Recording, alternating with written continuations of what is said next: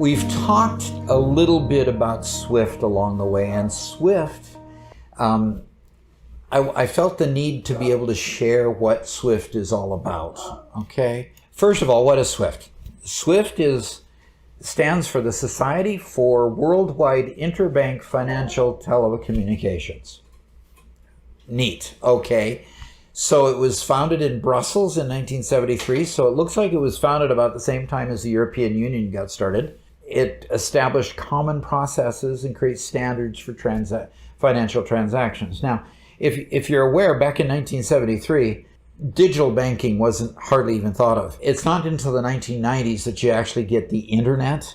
So literally, you're still at 1973 walking to a bank, depositing your money in a savings account. You hopefully have a checking account, and you're writing paper checks still and giving them to vendors.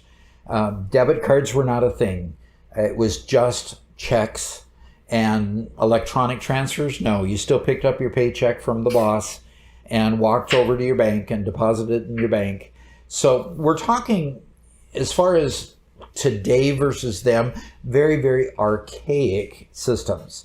And what needed to take place at that point in time was an organization that could put some standardization into the system so that banks could actually talk to each other. There were check clearinghouses that would clear checks and then electronically deposit into the various banks, because there were computers.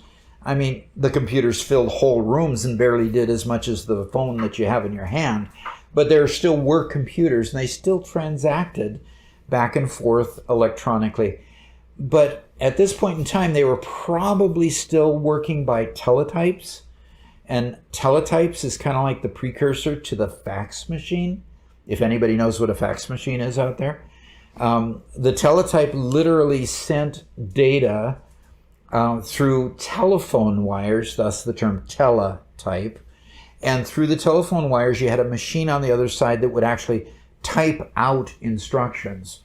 So literally during this time of the world, you had financial transactions being done by these teletype machines. So you had a human at the other end receiving these long strips of paper, having to read off all the transactions and then physically record them on the other end.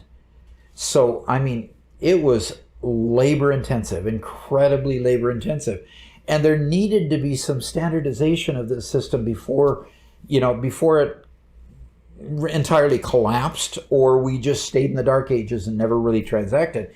Because you got to understand, in 1973, the tech revolution is just beginning, and all of a sudden things are starting to speed up like crazy.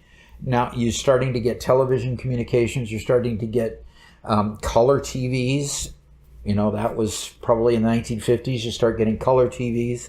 The widescreen TV, those big, huge boxes that you would be able to watch in your front room, finally started coming into being, so you could actually watch a decent football game. So that's what SWIFT initially started out to do, okay? And so the SWIFT network, about the second half of the 20th century, 1973-ish, they were relying on those telex transfers. Banks from the world got together and wanted to create a consistent universal solution for getting money moved between different countries. So it was one thing to send bank information within your own country, across town, across cities, to the next state if you're in the United States, or next province if you're elsewhere, that type of thing. It was one thing to do that, but all of a sudden, what happens if you wanted to send it from the US to France when they spoke a totally different language? How were you going to enable a consistent process to get money transferred?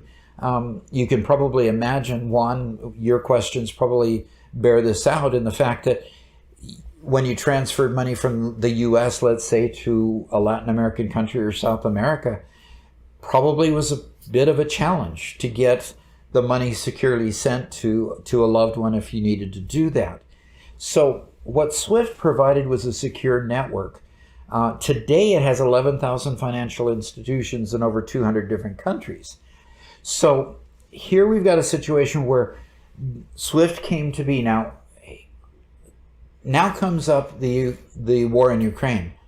We have an aggressor, if you want to call him that, in Russia that's attacking Ukraine, trying to take territory.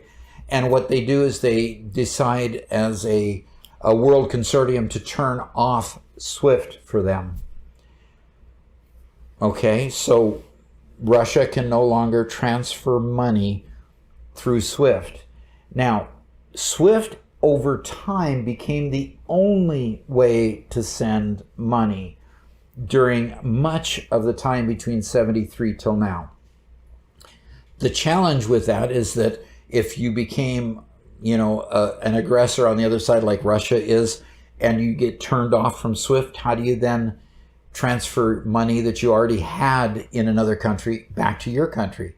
How do you pay for goods and services that you want to buy for your country and bring it to your country? All of a sudden, you couldn't import anymore. You couldn't export anymore and get payment from the country that wants to buy your product. All of a sudden, your ability to transact just went away, okay? So that's what SWIFT is all about. That's the ramifications that SWIFT created. And so the next subject, let's move on to the next one. We have a thing called CIPS. Now, what's that? Okay. It is another SWIFT. Okay. So you have countries that are kind of on the other side of the fence from Western developed countries versus Eastern. So you have China, you have North Korea, you have countries that are not necessarily in the good graces of the Western countries like the UK and the United States and other countries that have large economies. So what do? Well, in 2015, China could kind of see the writing on the wall that they could end up being on the outs when it came to international banking. So they began in 2015 to create the cross-border interbank payment system, or CIPS. Now, CIPS, it does the same thing SWIFT does. It provides a payment clearing system for banks that are going from offshore to onshore or one country to another country. So CIPS is the competitor now to SWIFT. So CIPS, now you've got Russia getting into CIPS, and now they can keep transacting with China, they can keep transacting with North Korea. They're, probably not as happy as they would if they could contract and send payments with Europe, because Europe generally isn't part of CIPS, but there are banks here and there throughout the world that are part of CIPS as well. So what you've got is a crack in the armor. We want to isolate Russia, but we can't really, because SWIFT isn't the only ball game in town. So you've got the cross-border interbank system. Now, what happens?